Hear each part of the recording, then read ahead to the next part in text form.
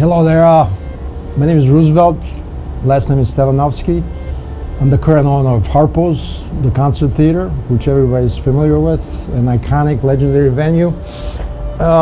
Formerly, I owned Blondie's, original Blondie's on 7 Mile, then I reopened Blondie's on 4th Street.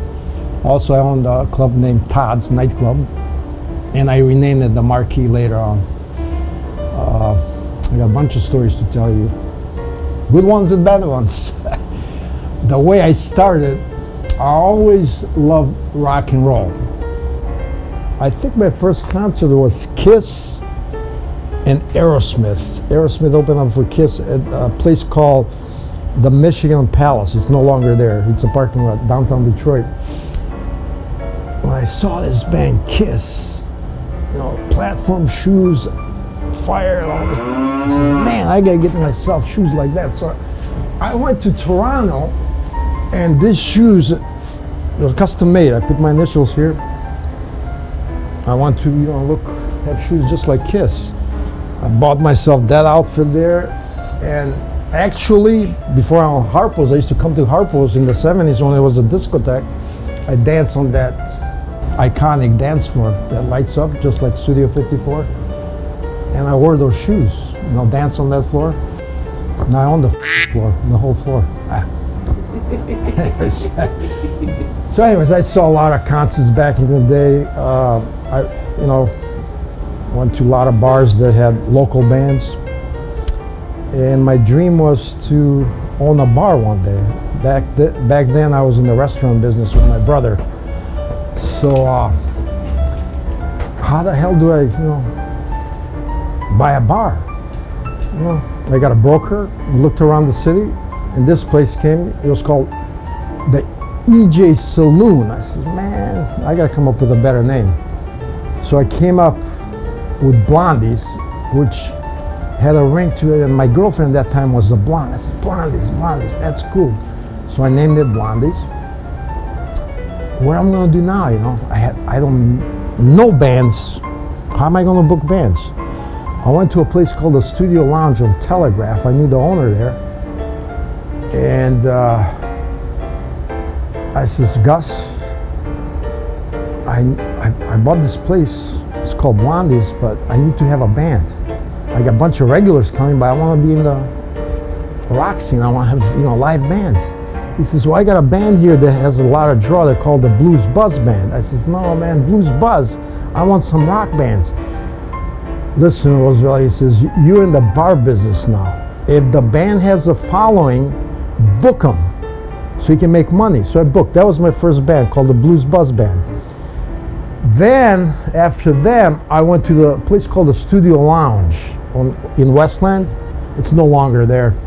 Sam was the owner, and I knew Sam. They had a local band called Rampage playing that night. And I asked Sam, I says, I opened this place called Blondie's. Can you tell me some of the bands that play here? Give me some numbers. He says, well, this band's got a pretty good following. Go talk to him. I says, right after you take a break. I went backstage, asked the guys, I says, can you guys play for me? I got a bar. What bar? Blondie's. Never heard of it. I says, well, I got to start somewhere, How much you guys want? $300 per night.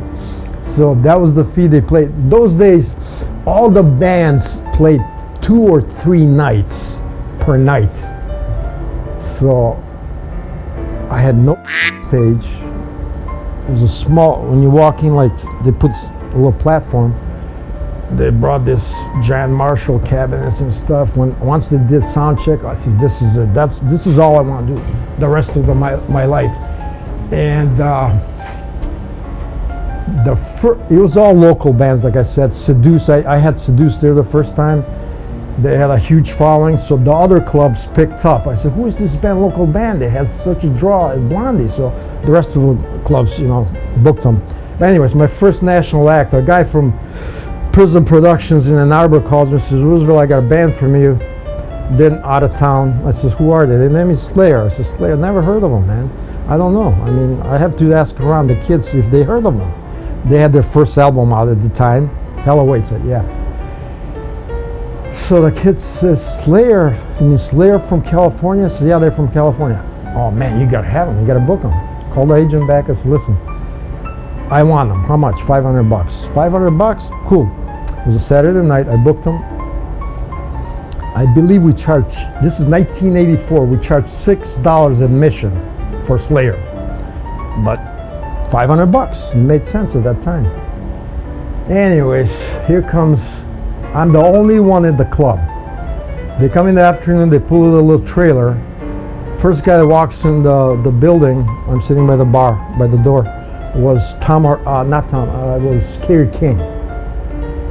He looks at the place, it was a small venue, about 200-300 people, small building. No, he says, I'm not playing. He walked out. I said, what?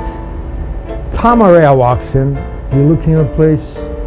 Yeah, man, we're gonna blow the roof off this place. Cool, that's it. Sound check. Ceiling tiles are falling off. The booze from the shelves. What the I got myself into? They blew the PA system. Tom says, listen, man, you gotta get us a new system. This is actually, I forgot to tell you, we built a new stage. I took all the coolers from the back room. We had to build a new stage, bigger stage, just for Slayer. And so anyways, it's Saturday night. In those days, nobody had a sound system, home sound system like we have nowadays. And I had to call around to Saturday night, everything is rented out. Finally, I got lucky, Audio Light had one. I says, Russ, the owner of Audio, bring it in. I says, the best you got. So he brought a new system. And, you know, it sounded better. But anyways, place was sold out. Kids were, that scene was happening, the headbanging in California. Nothing like this in Detroit. When I saw this headbanging, oh my God, this is it, man. After the show, I says, what are you guys doing the next day? He says, we're off. No, you're not. I says, you gotta play Blondies again on a Sunday. And Tom Araya says, one condition. I says, what's that? He says, for food, you mind bringing us White Castles? I says, that's all you want? White Castles? No problem, man. So we had a second night of Slayer. This is the picture we took. This is the original Slayer. You know, you got myself here, Tom Araya, Jeff, and Kerry.